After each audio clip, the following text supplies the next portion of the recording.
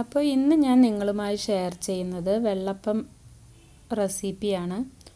ഇത് അരി അരച്ചാണ് ഉണ്ടാക്കുന്നത്. അതിൽ തേങ്ങയോ മറ്റ് തരി കാച്ചുകയോ ഒന്നും ചെയ്യാതെ ഡയറക്റ്റ് അരി അരച്ചുണ്ടാക്കുന്ന അപ്പമാണ്. അപ്പോൾ ഉണ്ടാക്കാൻ വളരെ ഈസിയാണ് കേട്ടോ. അപ്പോൾ ഇതെങ്ങനെയാണ് ഉണ്ടാക്കേണ്ടതെന്ന് നോക്കാം. ഞാനിവിടെ 2 ഗ്ലാസ് പച്ചരിയാണ് എടുത്തിട്ടുള്ളത്. ഈ 2 ഗ്ലാസ് പച്ചരിയും അതിൻ്റെ കൂടെ 1 ടേബിൾ സ്പൂൺ ഉഴുന്നും കൂടെ നമുക്ക് നന്നായി ഒന്ന് കഴുകിയെടുക്കണം ആദ്യം. അതിനുശേഷം മിനിമം 2 മണിക്കൂറെങ്കിലും നമുക്ക് കുതിരാൻ വയ്ക്കാം. ഇതിൻ്റെ കൂടെ 1/4 ടീസ്പൂൺ ഉലുവ കൂടെ ചേർക്കാൻ വേണ്ടവർക്ക്. അപ്പോൾ ചെറുതായൊരു ടേസ്റ്റ് വ്യത്യാസം ഉണ്ടാവും, പക്ഷേ അപ്പത്തിന് നല്ല നിറം കിട്ടില്ല. അപ്പോൾ ഞാനിവിടെ ചേർക്കുന്നില്ല. ഇപ്പോൾ കുതിർത്തെടുത്ത അരിയാണിത്. ഇനി ഇത് നമുക്ക് മിക്സിയുടെ ജാറിലേക്ക് മാറ്റാം. ഇതിൽ ഞാൻ ബേക്കിംഗ് സോഡയോ ഈസ്റ്റോ ഒന്നും ചേർക്കുന്നില്ല കേട്ടോ. എന്നിട്ടും അപ്പം നല്ല സൂപ്പറായിട്ട് തന്നെ കിട്ടും. അപ്പോൾ നമുക്കിതൊന്ന് അരച്ചെടുക്കണം. ആദ്യം അരി മിക്സിയുടെ ജാറിലേക്ക് മാറ്റാം. ഇനി ഇതിലേക്ക് ആവശ്യത്തിനുള്ള ഉപ്പ് ചേർത്ത് കൊടുക്കുക.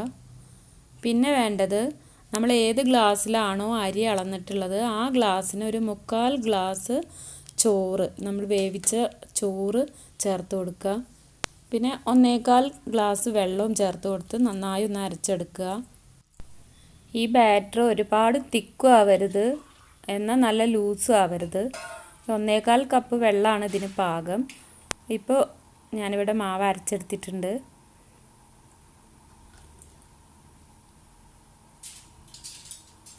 ഇതാണ് കൺസിസ്റ്റൻസി. ഇനി ഇത് മിനിമം 8 മണിക്കൂറെങ്കിലും റെസ്റ്റ് ചെയ്യാൻ വെക്കണം. അപ്പോൾ അതിനായി നമുക്കിത് അടച്ചു വയ്ക്കാം. ഞാൻ നേരത്തെ പറഞ്ഞ പോലെ തന്നെ ഇതിൽ ഇനി ബേക്കിംഗ് സോഡയോ ഈസ്റ്റിൻ്റെയോ ഒന്നും ആവശ്യമില്ല. അപ്പോൾ നമുക്കിത് റെസ്റ്റ് ചെയ്യാൻ വയ്ക്കാം. അപ്പോൾ നമ്മുടെ മാവ് എന്തായി എന്ന് നോക്കാം. ഞാൻ ഇന്നലെ രാത്രി 9 മണിക്കാണ് ഇത് അരച്ച് വെച്ചത് കേട്ടോ. ഇപ്പോൾ ഇവിടെ സമയം 7 മണിയായി. നമ്മുടെ അപ്പത്തിൻ്റെ ബാറ്റർ അത്യാവശ്യം നന്നായി തന്നെ വന്നിട്ടുണ്ട്. നന്നായി നുരഞ്ഞ് വന്നിട്ടുണ്ട്. എന്നാൽ പിന്നെ നമുക്കിത് ചുട്ടെടുക്കാം. സ്റ്റവ് ഓണാക്കിയിട്ട് ഈ വെള്ളപ്പം ഉണ്ടാക്കാനായിട്ടൊരു ചട്ടിയുണ്ട്, വെള്ളപ്പച്ചട്ടി. അത് നോൺ സ്റ്റിക്കിൻ്റെയും അല്ല ഇരുമ്പിൻ്റെയും ഒക്കെ നമുക്ക് വാങ്ങിക്കാൻ കിട്ടും. അപ്പോൾ ഞാനിവിടെ ഇതുപോലെയുള്ളൊരു നോൺ സ്റ്റിക്ക് പാനിലാണ് വെള്ളപ്പം ഉണ്ടാക്കുന്നത്. അപ്പോൾ നന്നായി ചൂടായതിന് ശേഷമാണ് മാവ് ഒഴിച്ചു കൊടുക്കേണ്ടത്. കണ്ടില്ലേ എത്ര പെർഫെക്റ്റ് ആയിട്ടാണ് ആ വെള്ളപ്പത്തിൻ്റെ ഹോൾസൊക്കെ വന്നിട്ടുള്ളത്. കറക്റ്റ് കൺസിസ്റ്റൻസിയിലാണ് ബാറ്റർ ഉള്ളത്. അതുകൊണ്ടാണ് ഇങ്ങനെ നല്ല രീതിയിൽ കിട്ടിയിട്ടുള്ളത്. അപ്പോൾ വെള്ളപ്പം അടച്ചു വെച്ച് വേവിക്കുക. അതിന് ശേഷം തിരിച്ചിടേണ്ട കാര്യമില്ല. ഇത് ഇങ്ങനെ നമുക്ക് എല്ലാ മാവും ചുട്ടെടുക്കാം.